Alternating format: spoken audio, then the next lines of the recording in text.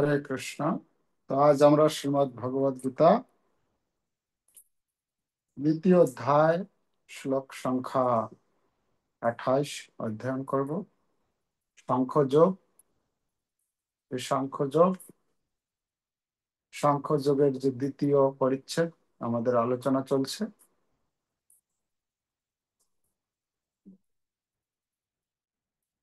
28 নম্বর শ্লোক। সকলের নিজ নিজ গ্রন্থ দেখুন। অব্যক্তাদীনি ভূতানি ব্যক্তমধ্যানি ভারত অব্যক্ত নিধনান্যেব তত্র কা পরিদেবনা। অব্যক্তাদীনি ভূতানি ব্যক্তমধ্যানি ভারত অব্যক্ত নিধনান্যেব তত্র কা পরিদেবনা।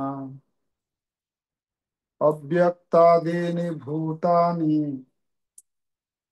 ব্যক্তমধ্যানি ভারত অব্যক্ত নিধনান্যেব তত্র কা পরিদেবনা। এই শ্লোকের শব্দার্থ, অনুবাদ এবং তাৎপর্য শিল প্রভুপাদ কৃত। শব্দার্থ: অব্যক্তাদীনি অর্থাৎ পূর্বে অপ্রকাশিত, ভূতানি প্রাণী সমূহ, ব্যক্ত প্রকাশিত, মধ্যানি মাঝখানে, ভারত হে ভরত বংশজ, অব্যক্ত অপ্রকাশিত, নিধনানি বিনাশের পর, এবং এমনি তত্র সুতরাং, কা কি পরিদেবনা। তো এই শ্লোকের অনুবাদ: হে ভারত, সমস্ত সৃষ্ট জীব উৎপন্ন হওয়ার আগে অপ্রকাশিত থাকে, তাদের স্থিতিকালে প্রকাশিত থাকে এবং বিনাশের পর আবার অপ্রকাশিত হয়ে যায়। সুতরাং তার জন্য শোক করার কি প্রয়োজন? তাহলে এখানে আমরা এই যে শ্লোকটি 28 নম্বর শ্লোক, ভগবান শ্রীকৃষ্ণ অর্জুনকে এখানে বোঝাচ্ছেন যে অর্জুনকে তো বোঝাচ্ছেন, অর্জুনের মাধ্যমে আমাদেরকে এই জ্ঞান প্রদান করছেন ভগবান শ্রীকৃষ্ণ। ভগবান শ্রীকৃষ্ণ হচ্ছেন পরম করুণাময়। পরম করুণাময় হওয়ার কারণে তিনি আমাদের মতো বদ্ধজীবদেরকে কি করে আমরা আত্মতত্ত্ব জ্ঞান লাভ করতে পারি। আত্মতত্ত্ব জ্ঞান মানে আত্মা এবং শরীর। আত্ম মানে হচ্ছে আত্মা, মানে আমি, আমার নিজের পরিচয় যাতে আমি ভালোভাবে জানতে পারি। সেই জন্য এই শরীরটি কি, আত্মা কি, এই সম্বন্ধে ভগবান অর্জুনের মাধ্যমে আমাদেরকে এই জ্ঞান প্রদান করছে। ভগবান শ্রীকৃষ্ণ 20 নম্বর শ্লোকে বর্ণনা করেছেন, না জায়তে ম্রিয়তে বা কদাচিৎ নায়ং ভূত্বা ভবিতা বা না ভূয়ঃ অজো নিত্য শাশ্বতয়ং পুরাণ না ভিন্নতে হন্যমানে সবে। ভগবান শ্রীকৃষ্ণ সেখানে বর্ণনা করছেন যে এই যে আত্মা মানে আমি, যেটাকে বলছি আমি আর আমার শরীর, আমি এবং আমার শরীর হচ্ছে ভিন্ন। আমি আলাদা ব্যক্তি আর আমার শরীরটি আলাদা বস্তু। তো আমিটাকে আমি হচ্ছি নিত্য বস্তু, না যায়তে এর কোনো জন্ম হয় না। কিন্তু আমরা তো দেখতে পাচ্ছি জন্ম হচ্ছে, বলছেন না, আত্মার জন্ম হচ্ছে না। জন্ম হচ্ছে কার? শরীরটার জন্ম হচ্ছে, আত্মা জন্ম হচ্ছে না। আর আত্মা মরছে না। তাহলে তো আমরা দেখি অনেকেই মরে যায়। তো মৃত্যুটাকে কি বলা হচ্ছে? না, আত্মাটা মরছে না, শরীরটা, শরীরটার মৃত্যু হয়েছে, শরীরটা নষ্ট হচ্ছে, কিন্তু আত্মা, তার কোনো পরিবর্তন নেই, তার জন্ম নেই, তার মৃত্যু নেই। তো ভগবান শ্রীকৃষ্ণ 20 নম্বর শ্লোক থেকে 21, 22, 23, 24 নম্বর শ্লোক পর্যন্ত 25 নম্বর শ্লোকে গিয়ে তিনি উপসংহার দিয়েছেন যে এই আত্মা হচ্ছে অচিন্ত। হ্যাঁ, তো ভগবান সেখানে আত্মতত্ত্ব জ্ঞান মানে বৈদিক শাস্ত্রে যে আত্মা সম্বন্ধে বর্ণনা করা করা হয়েছে, সেই বৈদিক বিধি বিধান মানে বৈদিক মানে শাস্ত্রসম্মত জ্ঞান প্রদান করছে। আর মানে যারা আত্মা বিশ্বাসী। আর 26 এবং 27 নম্বরে দুটি শ্লোকে তিনি এই যারা এইটাকে মানে না, এই বৈদিক শাস্ত্রে যে বর্ণনা করা হয়েছে যে আত্মা নিত্য বস্তু, আত্মাকে কাটা যায় না, আত্মাকে পোড়ানো যায় না, আত্মাকে ভেজানো যায় না, আত্মাকে শুকানো যায় না, আত্মা কখনো মরে না, নিত্য শাশ্বত, সব থেকে পুরাণ মানে প্রাচীন আত্মা। তো এই যে আত্মার নিত্যত্ব বর্ণনা করার পর ভগবান বুঝাতে চাইছেন যেহেতু আত্মা মরে না, তাই আমাদের যখন মৃত্যু হয় তখন শোক করা উচিত নয়। এই শরীরটার মৃত্যু হয়, আত্মার মৃত্যু হয়। 26 এবং 27 নম্বর শ্লোকে তিনি বর্ণনা করলেন যে না, আত্মার ঠিক আছে যদি মনে করো তুমি যে বারবার জন্ম হচ্ছে, বারবার মৃত্যু হচ্ছে, মানে এটা হয় না সাধারণত, কিন্তু তর্ক যুক্তিতে কখনো কখনো আমরা এরকম যুক্তি উত্থাপন করে থাকি। ঠিক আছে, তুমি যদি মনে করো যে এইটাই, তা হলেও, এরকম আমরা বলি না কথা প্রসঙ্গে।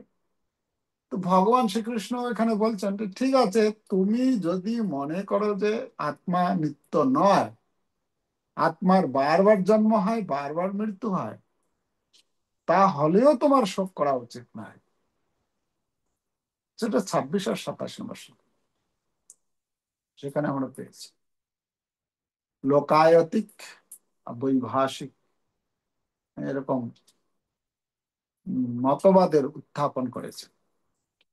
কিন্তু এই 28 নম্বর শ্লোকটি ভগবান এখানে বর্ণনা করছেন যে দুই ধরনের যে লোক রয়েছে, একজন হচ্ছে যারা আত্মায় বিশ্বাসী, একজন হচ্ছে আত্মায় বিশ্বাসী নয়। বিশ্বাসী নয় মানে একজন মনে করছে যে আত্মা নিত্য বস্তু, আত্মার জন্ম হয় না, আত্মার মৃত্যু হয় না, এক মতবাদ। আর এক মতবাদ হচ্ছে না, আত্মা বারবার জন্ম হয়, বারবার মৃত্যু হয়, আত্মার অস্তিত্ব নেই। তো এই দুই ধরনের লোককেই ভগবান এই 28 নম্বর শ্লোকে বলছেন যে কারোরই শোক করা উচিত নয়। যদি তুমি আত্মার বিশ্বাসী হও তাহলেও তোমার শোক করা উচিত নয়, যদি তুমি আত্মার বিশ্বাস না করো তাহলেও তোমার শোক করা উচিত নয়। 28 নম্বর শ্লোকে বলছেন। এখানে বলছেন কি, তিনটা শব্দ আমরা দেখতে পাই এই শ্লোক। কি কি আছে? অব্যক্তাদীনি, ব্যক্ত মধ্যানি, আর অব্যক্ত নিধানান্যেব। অব্যক্ত নিধানানি শব্দ আমরা দেখতে পাচ্ছি তিনটা। প্রথম শব্দ হচ্ছে অব্যক্তাদিনী, অব্যক্ত আদিনী, অব্যক্ত যোগ আদিনী। অব্যক্ত মানে অপ্রকাশিত, অব্যক্ত। আদিনী, আদিনী মানে আদিতে, আদিতে মানে যখন আমরা এই শরীরটা পেয়েছিলাম তার আগে।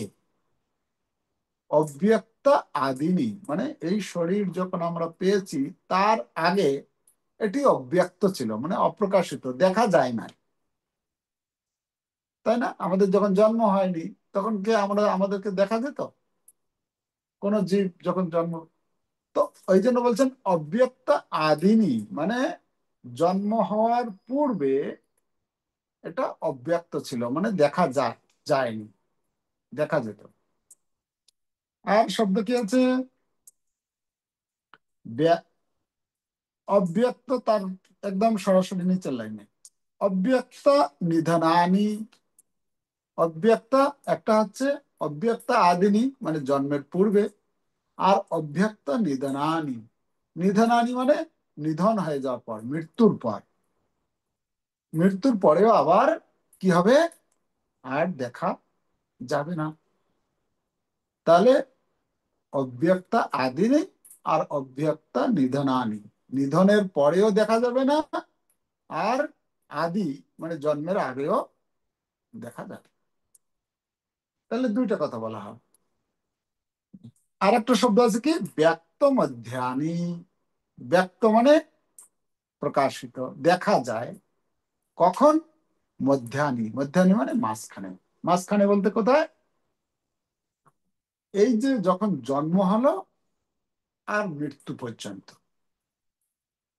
এই যে মাঝখানের যে সময়টা, পূর্বে ছিল না, পরে থাকবে না, এই মাঝখানের মধ্যানি ব্যক্ত। মধ্যানি ব্যক্ত মানে মাঝখানে এটা দেখা যাচ্ছে। কখন? জন্ম যখন হচ্ছে, আমরা যখন এই শরীর একটা পাচ্ছি, আত্মা যখন একটা শরীর পায়, আর শরীরটা যতক্ষণ পর্যন্ত মৃত্যু না হয়, নষ্ট না হয়, ততক্ষণ পর্যন্ত। তাহলে মাঝখানের সময়টা শুধু ব্যক্ত মানে প্রকাশিত হচ্ছে, দেখা যাচ্ছে। আচ্ছা, এখানে কথা হচ্ছে এখন কাকে কেন্দ্র করে বলা হচ্ছে এই অব্যক্তাদিনী আর অব্যক্ত নিধনানি আর ব্যক্ত মধ্যানি? কাকে? মূল বস্তুটা কি?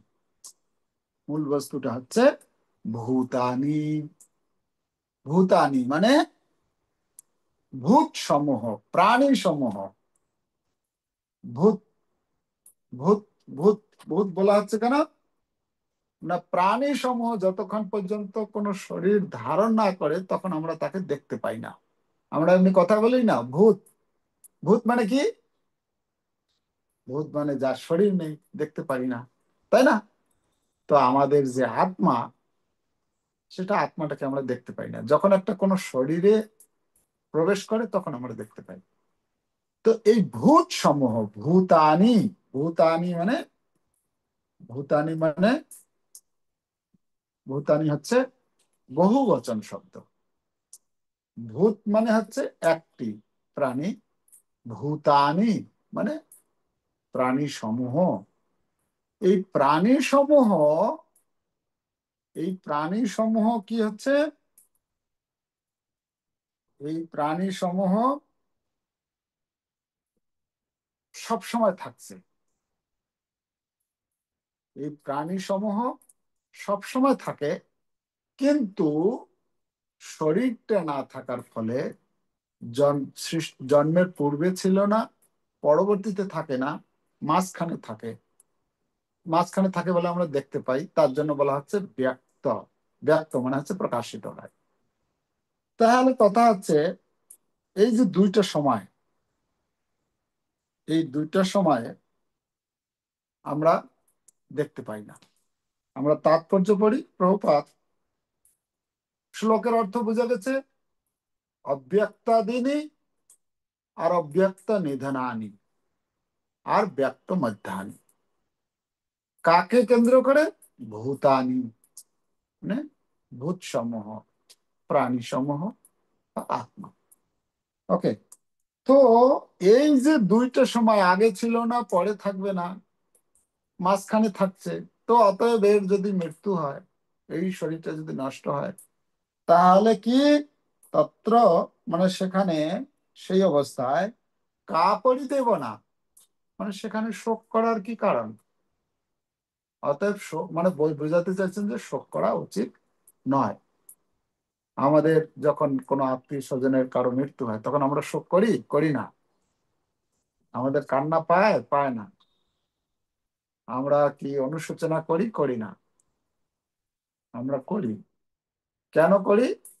যেহেতু আমরা আত্মতত্ত্ব জ্ঞান সম্বন্ধে অনভিজ্ঞ। আমরা আত্মতত্ত্ব জ্ঞান আমাদের নেই।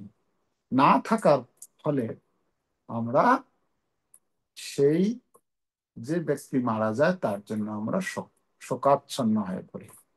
যেটা এখানে অর্জুনের যুদ্ধের পূর্বে তিনি শোকাচ্ছন্ন হয়ে পড়েছেন, যে এই এখানে যারা আমার পিতামহ, কুলগুরু, তারপরে অস্ত্রগুরু ভীষ্ম, দ্রোণ, কৃপাচার্য, সবাই মারা যাবে, আত্মীয় স্বজনেরা মারা যাবে, তাই শোক করছেন। তো ভগবান শ্রীকৃষ্ণ আমাদেরকে এই শিক্ষা দিচ্ছেন, আমাদের এই শরীর নষ্ট হলেও শোক করা উচিত নয়। আমাদের মুখ্য যে বিষয়টি হচ্ছে ভূতানি, মানে আমাদের আত্মা। না, তাৎপর্য পড়ি, তারপরে আমরা তাৎপর্য সকলে দেখুন নিজ নিজ গ্রন্থে। আত্মার অস্তিত্বে বিশ্বাসী এবং অবিশ্বাসী উভয় শ্রেণীর দার্শনিকদের মতবাদকে মেনে নিলেও কোনো ক্ষেত্রেই শোকের কোনো কারণ নেই। যারা আত্মার অস্তিত্ব স্বীকার করে না, বৈদিক মতাবলম্বীরা তাদের নাস্তিক বলে অভিহিত করে। তাহলে দুইটা কথা হচ্ছে, একটা নাস্তিক, একটা আস্তিক। নাস্তিক কাকে বলা হয়? নাস্তিক মানে যারা বিশ্বাস করে না, আত্মাতে বিশ্বাস করে না, ভগবানে বিশ্বাস করে না। এই আত্মাটা কি? আত্মা কোথা থেকে এসেছে? আত্মার নিত্য কেন আত্মা? না, আত্মা হচ্ছে নিত্য বস্তুর অংশ। নিত্য মানে হচ্ছেন ভগবান, হচ্ছেন নিত্য বস্তু। তো তাই নিত্য বস্তুর অংশ, মমৈবাংশ জীবলোকে, ভগবানের অংশ হিসাবে এই আত্মা হচ্ছে নিত্য বস্তু, তাই তার নাশ হয় না। এটাকে যারা মেনে নেয়, ভগবানকে যারা মানে, আত্মাতে যারা বিশ্বাস করে, তাদেরকে বলা হয় আস্তিক।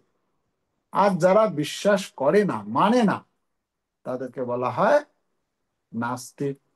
যারা ভগবানকে মানে না তাদেরকে বলা হয় নাস্তিক। ঠিক আছে? এখানে বলছেন,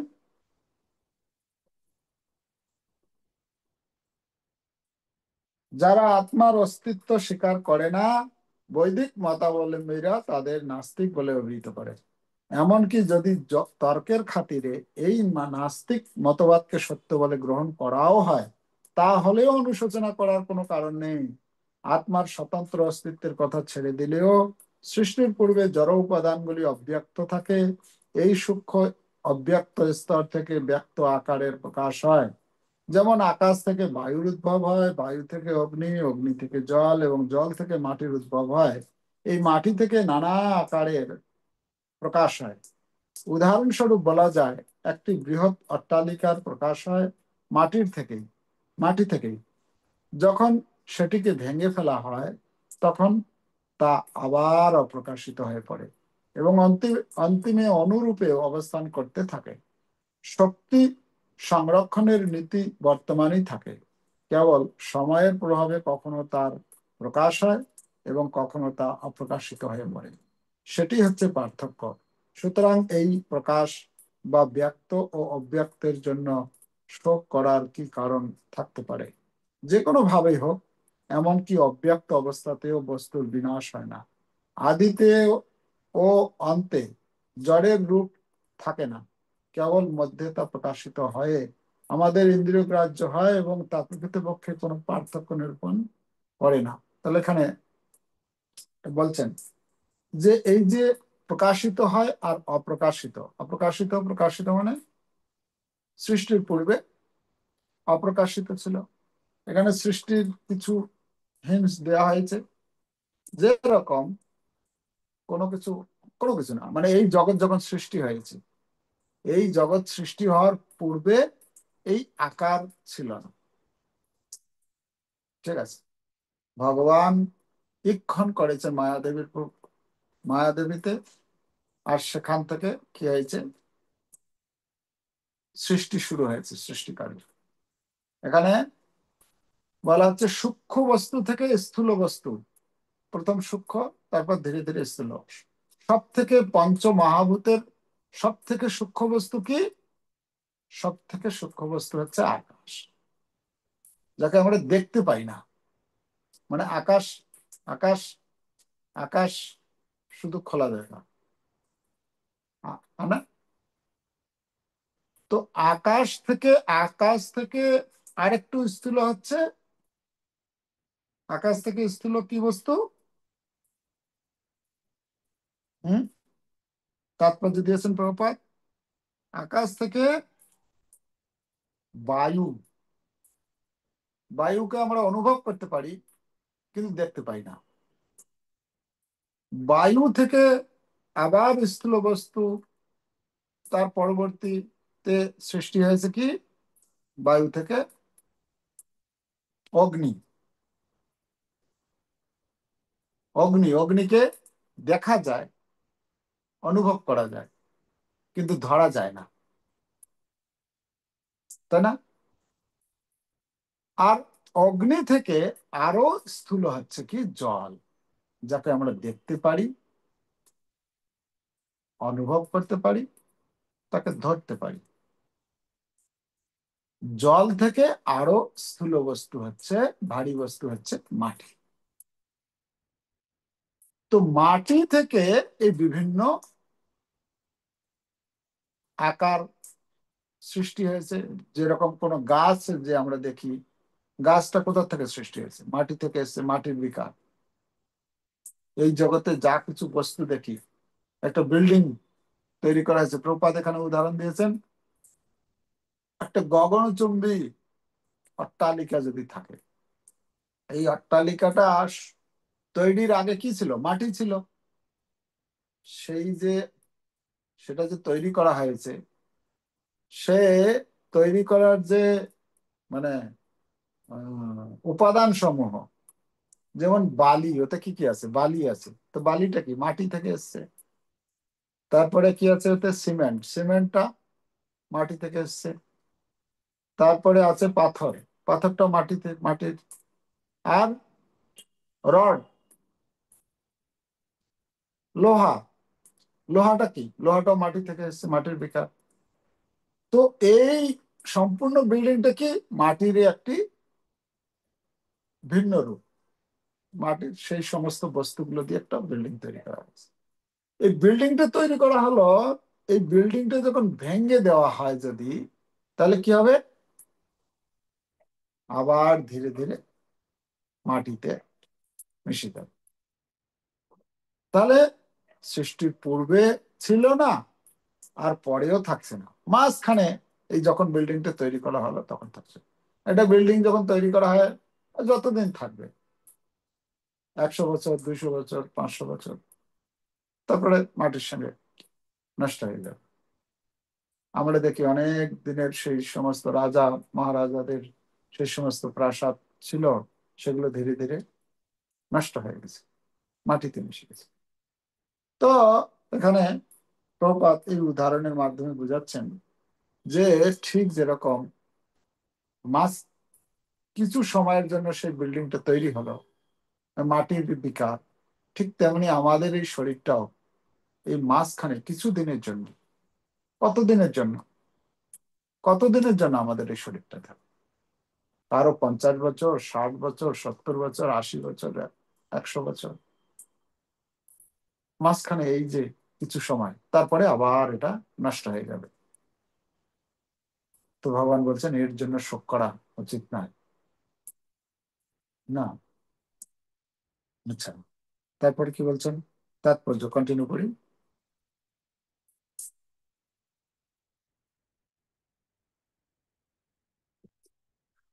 আর আমরা যদি ভগবত গীতায় উক্ত এই বৈদিক সিদ্ধান্তকে মেনে নিই যে জড় দেহটি কালের প্রভাবে বিনষ্ট হবে, অন্তবন্ত ইমে দেহা, কিন্তু আত্মা চির শাশ্বত নিত্য সত্তা শরীরই না, তাহলে আমাদের সবসময় দেহটিকে একটি পোশাকের মতো বলে মনে করতে হবে। এই দেহটিকে যদি আমরা আত্মার অস্তিত্বকে মেনে নিই, আগের যে উদাহরণটা দেওয়া হলো, ওই উদাহরণটা দেওয়া হলো যদি কেউ নাস্তিক হয়, মানে না, তাহলেও তার শোক করা উচিত না, একটা বিল্ডিং এর উদাহরণের মাধ্যমে বোঝানো। এখন বলছেন যে ঠিক আছে, যারা আস্তিক, মানে যারা ভগবানের এই আত্মাতে বিশ্বাস করে তাদের শোক করা উচিত নয়। কেন না, এই শরীরটা হচ্ছে কি একটি পোশাকের মতো। পোশাক, কে পোশাকটা পরছে? পোশাকটা আমি পরছি। এই শরীরটা, এই মনুষ্য শরীরটা কার? এই মনুষ্য শরীরটা হচ্ছে আমার। মানে আমি হচ্ছে এই শরীরের মালিক, আমি হচ্ছে আত্মা। এইরকম প্রত্যেকটি জীব তার এক একটি শরীর পেয়েছে। তো এটি একটি পোশাক। এই পোশাকটি কতদিনের জন্য? হয়তো কিছুদিনে, কোনো পোশাক হয়তো বেশি দিন টিকসই দেয়, কিছু পোশাক হয়তো কম দিন। এই মনুষ্য শরীরে আছি, এর একটা পিরিয়ড আছে। আবার যখন অন্য কোনো শরীর পাবো, কোনো শরীর হয়তো 10 বছরের থাকে, কোনো শরীর হয়তো 100 বছর, 200 বছর, 250 বছর। কোনো গাছের জন্ম পেলাম, হয়তো অনেক বছর থাকতে হবে। তো এইরকম আলাদা আলাদা শরীর। তো এই শরীরগুলোকে কিসের সঙ্গে তুলনা করা হচ্ছে? এই শরীরগুলোকে একটি পোশাকের সঙ্গে তুলনা করা হচ্ছে। ঠিক যেরকম পোশাক আমরা পরিবর্তন করি, একটা পোশাক যখন পুরনো হয়ে যায়, সেই পোশাকটা ছেড়ে দিয়ে নতুন আর একটা পোশাক পরি, ধারণ করি, ঠিক তেমনি আমাদের এই শরীরটি একটি শরীর ত্যাগ করে আরেকটি শরীর আমরা গ্রহণ করি। তো কথা হচ্ছে, যদি কেউ নতুন পোশাক পরে, তাহলে তার আনন্দ হয় না দুঃখ হয়? কি হয়? আনন্দ হয় না দুঃখ হয় যদি নতুন পোশাক পায়? আনন্দ হয় না? আমরা আনন্দ পাই। তো তো যদি কারো মৃত্যু হয়, তাহলে তার আনন্দ করা উচিত না শোক করা উচিত? কেন? মৃত্যু হওয়া মানে তো আরেকটা শরীর পাবে সে, ভালো শরীর, নতুন শরীর পাবে, তাই না? ভগবান এখানে বোঝাতে চাইছেন যে এই মৃত্যুটা হচ্ছে একটি শরীর মানে পোশাক পরিবর্তনের মতো। ঠিক আছে? তো এতে শোক করা উচিত নয়। প্রপাত একটা তাৎপর্য উদাহরণ দিয়েছেন, একটা সুন্দর উদাহরণ দিয়েছেন।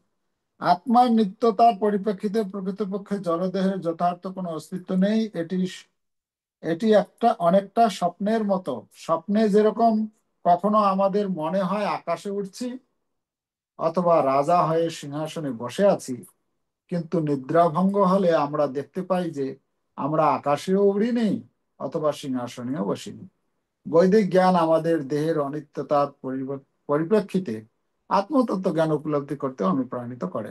সুতরাং কেউ আত্মার অস্তিত্বে বিশ্বাস করুক অথবা আত্মার অস্তিত্বে বিশ্বাস নাই করুক, কোনো অবস্থাতেই কোনো অবস্থাতেই জড় দেহের বিনাশের জন্য শোক করার কোনো কারণ নেই। তাহলে এখানে বলা হচ্ছে, আমরা স্বপ্ন দেখি, উদাহরণ দিয়ে বুঝিয়েছেন যে যেরকম আপনারা তো সকলেই এখানে যারা আছেন নিশ্চয় ঘুমান। আচ্ছা, ঘুমান যখন, তখন স্বপ্ন দেখেন, দেখি তো আমরা স্বপ্ন। তো স্বপ্নটা কখন দেখি আমরা? ঘুমানোর আগে কি কেউ স্বপ্ন দেখে? আর ঘুমটা ভেঙে গেলে কি কেউ স্বপ্ন দেখতে পারে? তাহলে স্বপ্নটা কখন হয়? যখন আমরা ঘুমাই। তো স্বপ্নটার উদাহরণ দিয়ে বোঝাচ্ছেন যে ঘুমানোর আগেও স্বপ্ন থাকে না, ঘুমানোর ঘুম থেকে উঠার পরেও স্বপ্ন থাকে না। স্বপ্নটা তো শুধু হয় শুধুমাত্র যখন ঘুমিয়ে থাকে, তাই না? তো এখানে কি বোঝানো হচ্ছে? ঠিক তেমনি আমাদের যে এই যে শরীর, এই শরীর পূর্বে ছিল না, পরবর্তীতে থাকবে না, মাঝখানে থাকছে। মাঝখানে কাকে কাকে নিয়ে থাকছে? আত্মাকে নিয়ে থাকছে। আত্মা শরীরের সঙ্গে যুক্ত হচ্ছে মৃত্যুর সময়ে। আমরা এখন বর্তমান এই মনুষ্য শরীরে আছি, এই মানুষ রূপে আমরা আত্মা একটা মানুষ, মানুষ শরীর পেয়েছি আমি। তারপরে এই মানুষ শরীরটা ত্যাগ করে এরপরে হয়তো দেবতা শরীর পেতে পারি, তাই না? কোনো মনি ঋষির শরীর পেতে পারি, অথবা অন্য কিছুও পেতে পারি কর্ম অনুসারে। এই শরীরে যেরকম কর্ম করব সেই কর্ম অনুসারে আমাকে একটি পোশাক দেওয়া হবে। অতএব আমাদেরকে সেই পোশাক যখন আমরা নিতে যাব, আমাদেরকে সাবধান থাকতে হবে। যেরকম আমরা কর্ম করব, মৃত্যুর পরে সেই রকমই একটি আমাকে পোশাক গ্রহণ করতে বাধ্য হতে হবে। অতএব আমাকে এখন থেকেই সেই পোশাকের জন্য তৈরি করতে হবে নিজেকে। আমি যদি ভগবানের নাম করি, আমি যদি ভগবানের পুজো করি, আমি যদি ভগবানের কথা শ্রবণ করি, তাহলে কি হবে? আমি যে শরীরটা পেয়েছি, যে পোশাকটা পেয়েছি, এই পোশাকটা কি হবে? শুদ্ধ হবে। হ্যাঁ, যদি এই পোশাকটাকে যদি শুদ্ধ না করি, তাহলে ভগবান আর এইরকম পোশাক দিবে? হ্যাঁ, তখন ভগবান বলবেন, আরে যে পোশাকটা তোমাকে দিয়েছিলাম সেটাকে তুমি যত্ন নিতে পারোনি, হ্যাঁ, তোমাকে আর ভালো পোশাক দেওয়া হবে না। তোমাকে এমন একটা পোশাক দেওয়া হবে যেটা পরিষ্কার না করলেও চলে, ওই রকম একটা পোশাক দেওয়া হবে। তাই না? যেটা ধুতেও হবে না, স্নান করতে হবে না, সাবান লাগাতে হবে না, ওইরকম একটা পোশাক দেওয়া হবে। তো ভগবান হয়তো ওইরকম পোশাক দিয়ে দিল। তো কথা হচ্ছে, এখন ডিপেন্ড করছে, নির্ভর করছে যে আমার ওপর আমি কি রকম পোশাক চাই। আমি যদি ভগবানের নাম করি, আমি যদি ভগবানের কথা শুনি, আমি যদি গীতা ভাগবত পড়ি, তাহলে কি হবে? আমার এই পোশাকটা পরিষ্কার থাকবে। তাই না? হ্যাঁ, পোশাকটার পোশাকটারও যত্ন হবে।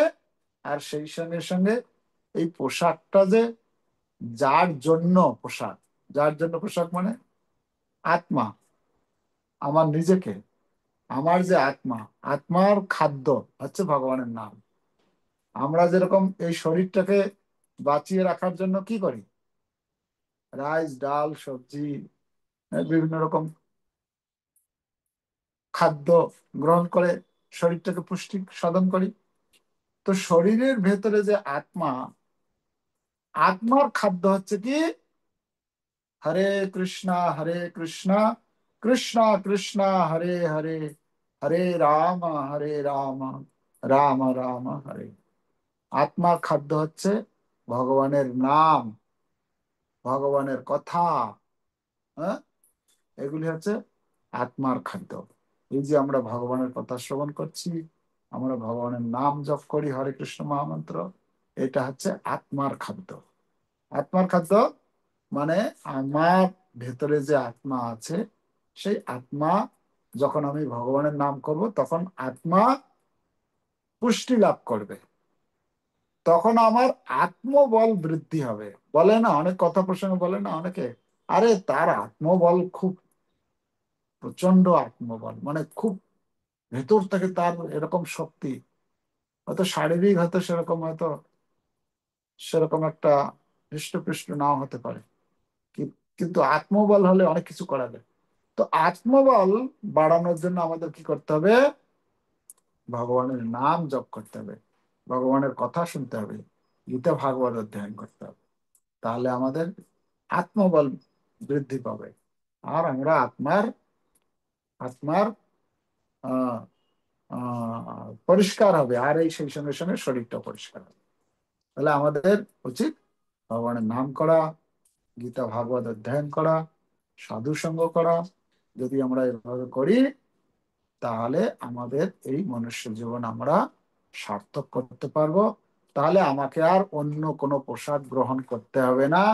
আমরা এই জন্যেই ভগবানের কাছে ফিরে যেতে পারবো, যেখানে কোনো রকম দুঃখ কষ্ট জ্বালা যন্ত্রণা নেই।